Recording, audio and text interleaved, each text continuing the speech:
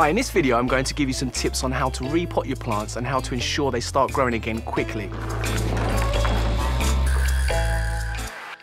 The first rule is you should repot your plants when they need it and not necessarily when it's convenient for you. A plant should be repotted when the root system has grown to take up all of the soil it's growing in.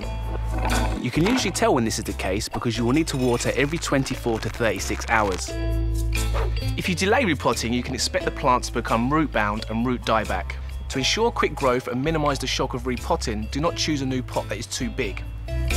Going from a 6-inch pot to a 10-inch pot is fine, but moving from a 6-inch to a 14 or 16 is not ideal. It is highly recommended that the properties of the rooting medium match the growing medium to ensure a smooth start. If the root system is tightly packed, gently loosen the roots.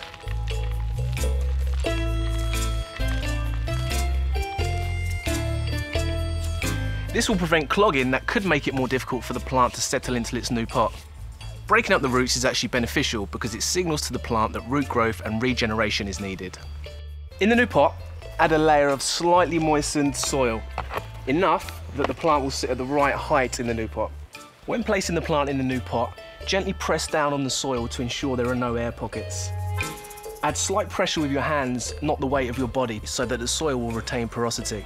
Level the surface with extra soil and water immediately if the plants are under lighting or in a hot, dry environment. If the climate is cooler and the lighting is less intense, the watering can wait for up to half an hour.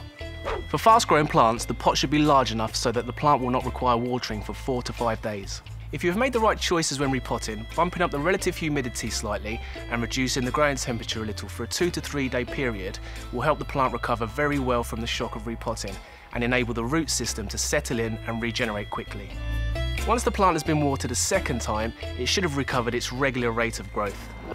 Grow more transplants than you will actually need and keep the best ones.